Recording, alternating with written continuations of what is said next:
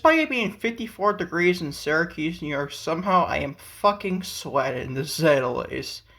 And again, it's also sunny here, to say the least, as well.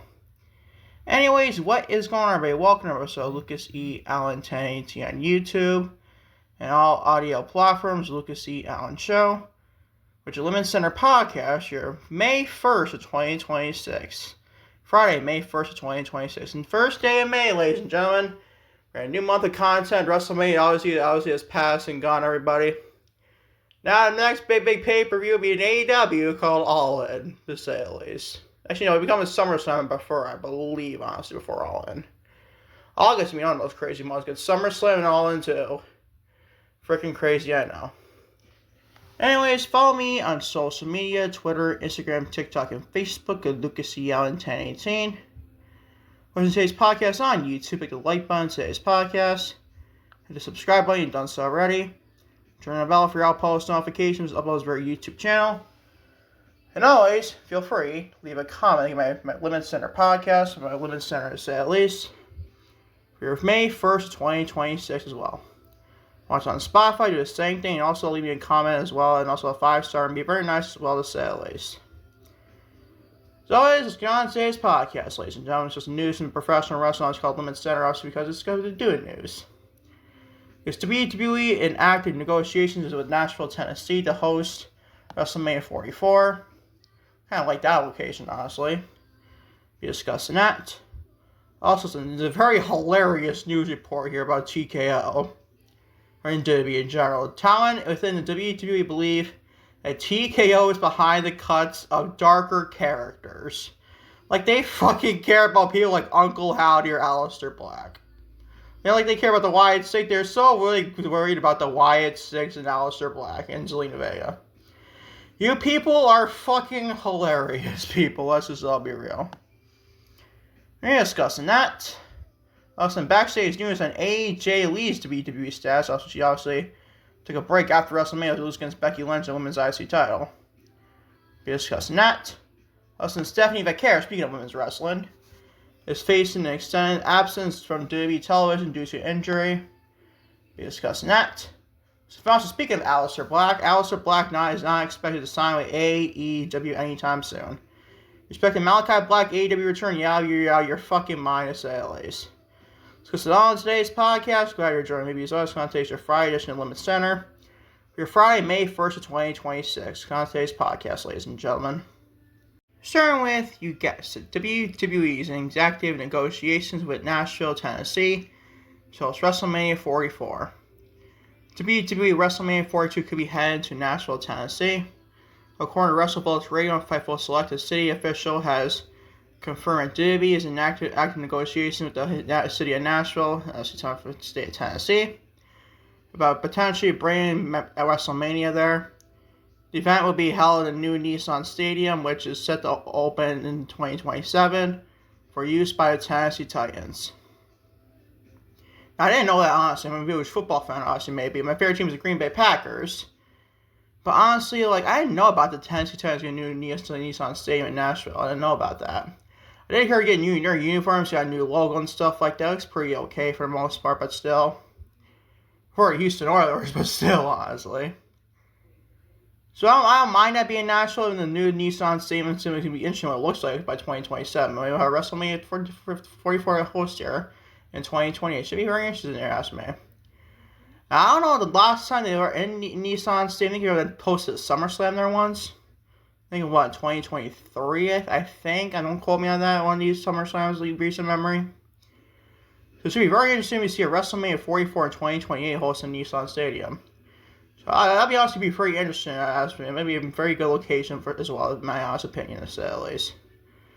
As we get closer and closer, WrestleMania 43 in Saudi. No one even cares about that, but still. You give me a little on LimitsCenter, and obviously as WrestleMania 44's locations confirmed as Nashville, Tennessee, or any other locations set. Keep up this going forward if you ask me. On to a very hilarious news article in the WWE/TKO umbrella, to say the least. Talent within WWE believe that TKO is behind the cuts of darker characters. And before we get into this, I'm a huge fan of PW Insider when they report in the wrestling world. They sometimes can be very inaccurate sometimes, and they are the best players. Mike Johnson here to say, at least is reporting here. A new theory is making the rounds among WWE talent regarding the recent post-WrestleMania 42 releases, and it's pointing to someone within the TKO leadership reporting that not a fan of darker, supernatural characters on the WWE roster. Per Mike Johnson at PW Insider, as I just mentioned, the story has been circulated among multiple talents within WWE over the past week, as fans noticed a clear pattern emerging from the cuts. A fan asked Johnson during his recent daily Q&A where there was a pattern of the talent that was released, specifically pointing out that darker and spooky characters were among those cut. But then again, why do they hire Danhausen? If that's the case, why would they hire Danhausen and give him an Elimination Chamber spot? Because of segment standpoint. For God's sakes, the man popped out a fucking crate. You're gonna meet all Chris Jericho or somebody like that, some big name. Obviously nothing. It was just Danhausen. So I call bullshit about that. Says Nicole, I don't know if there's a pattern, but I really can tell you that there's a story bouncing around among talents. If someone in TKO realm isn't a fan of darker characters, and that's been blame placed on why the Wyatts, the Aleister Black, the Zelina Vega, etc. were all cut. Yeah, that is fucking bullshit. Just because the Wyatts, Aleister Black, and Zelina Vega were cut? Really? Are you fucking for real?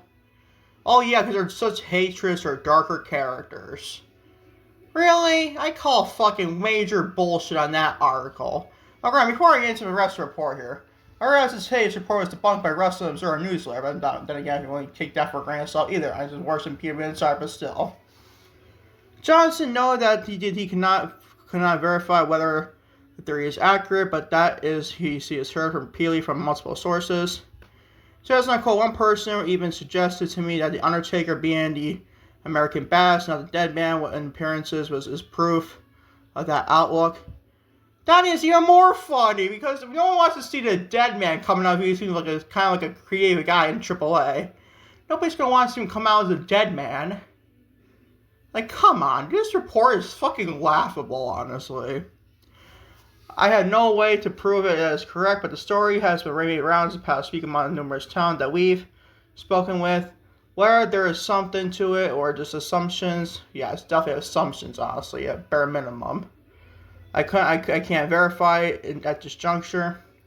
I guess we will have to wait and see when WWE leans back into supernatural and darker characters again. Which they definitely won't, and nor they should, honestly. Because dark characters don't work in this day and age of professional wrestling, people. Like the Undertaker gimmicks, and like look at the Fiend Bray Wyatt. Before he actually passed away, he came back as his normal wise Bray Wyatt. Before he passed away, obviously. The Fiend Bray Wyatt cannot work because you don't know how to fucking book that character perfectly.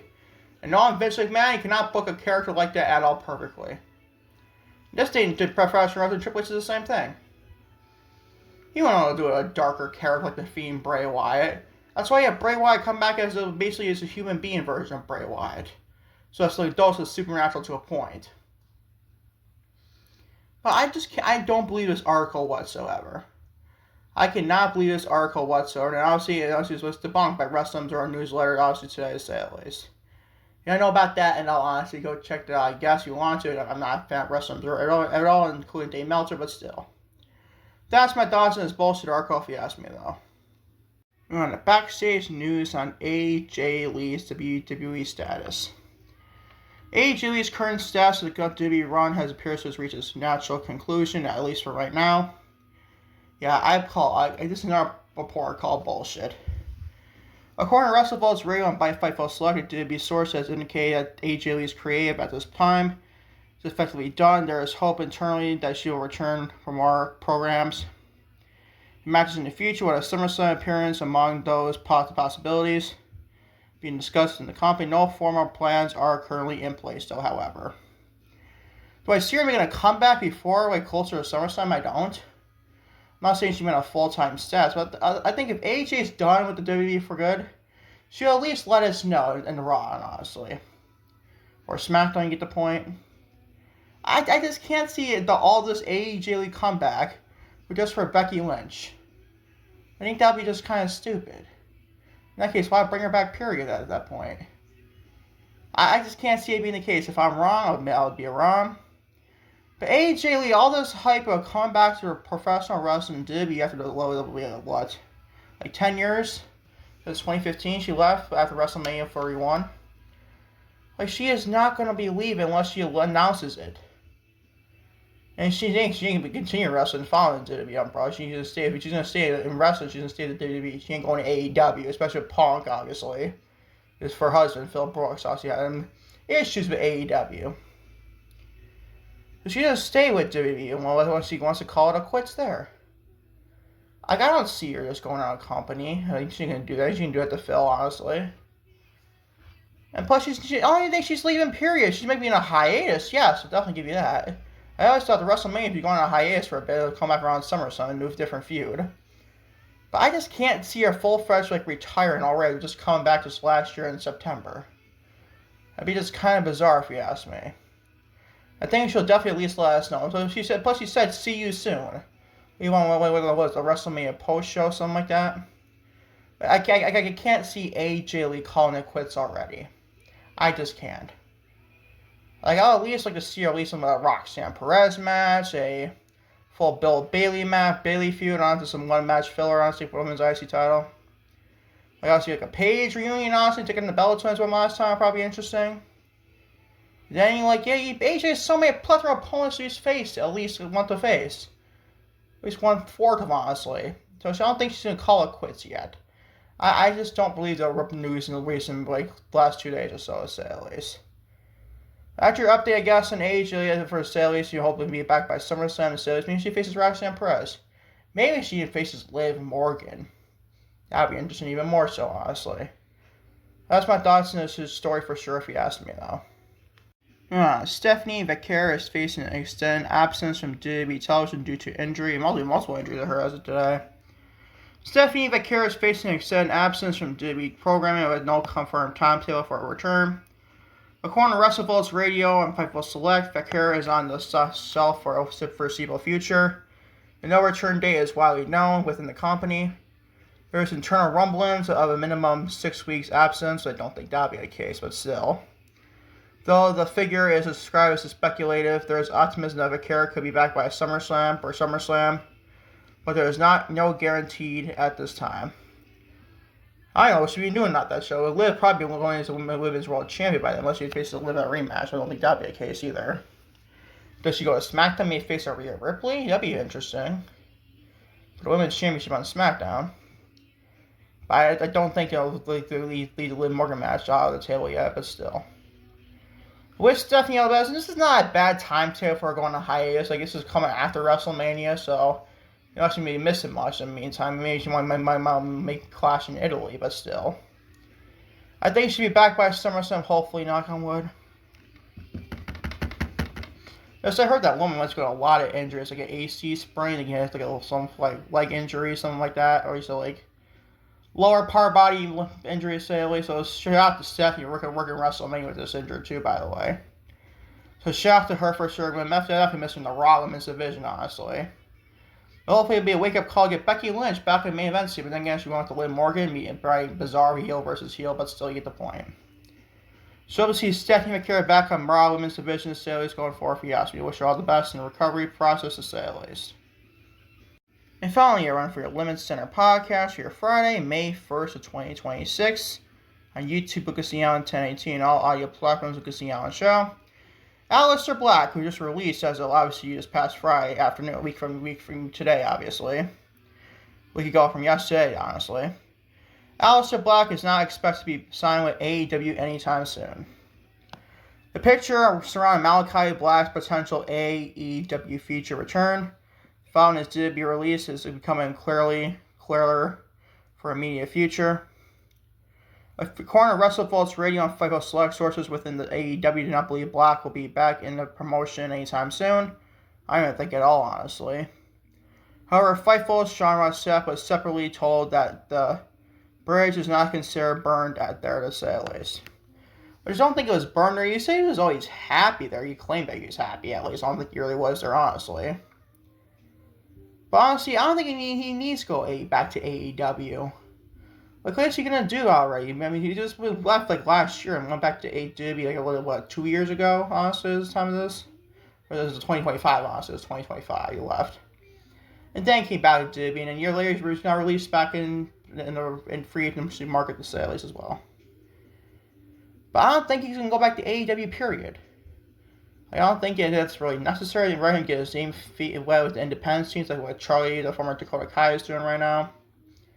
Or I've seen him at an indie circuit to say, but then again, I don't know what the man wants. I don't know what Zelina Vega wants to do, honestly, opposed to if you ask me.